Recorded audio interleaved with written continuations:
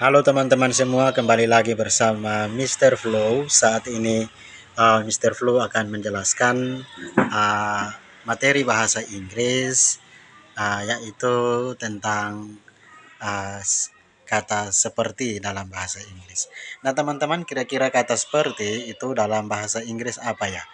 Nah teman-teman, kata seperti itu dalam bahasa Inggris itu memiliki uh, arti yang lebih dari satu ya. Dalam bahasa Inggris itu ada juga such as, cara tulisnya SUCH spasi as, such as. Dan yang kedua kita tulis to be baru like, like ya. Contoh misalnya such as itu kita bilang saya suka makan buah-buahan seperti apel, mangga, pisang. Itu kita bilang dalam bahasa Inggris seperti ini.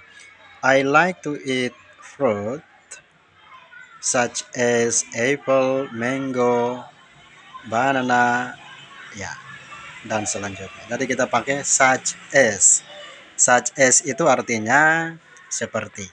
Dan teman-teman, such as itu dia bersifat formal atau resmi.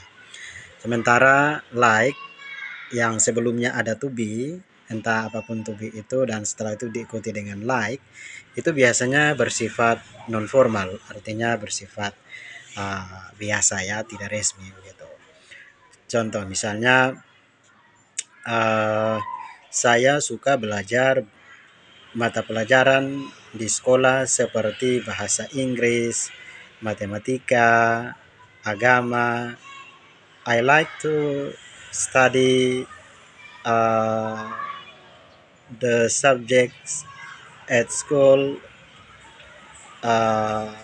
like English, math, religion, and so on. Ya, seperti itu teman-teman. Nah, teman-teman di sini bisa juga tanpa ada to be di depan. Sorry, tadi saya jelaskan ada to be. Namun untuk konteks ini bisa juga tidak menggunakan to be, kita langsung saja like. Cuma like di sini bukan bermakna bukan berposisi sebagai kata kerja ya teman-teman, bukan. Oke teman-teman, jika kita mau menggunakan to be di depan like yang saya sudah jelaskan sebelumnya, itu kita misalnya mau tanya kondisi atau tanya tempat, misalnya kira-kira tempat itu seperti apa ya. Ya kita bilang what is it like ya. Jadi it itu bisa menggantikan posisi kata posisi tempat yang tadi. Misalnya kita tidak tahu tempat itu seperti apa dan kita penasaran, kita ingin bertanya, kita bilang what is it like, what is it like, artinya kira-kira itu seperti apa ya. Nah kalau misalnya kita mau menjawab, kita bilang it is like the place that we have visited. Misalnya tempat itu sama seperti tempat sebelumnya yang pernah kita kunjungi ya.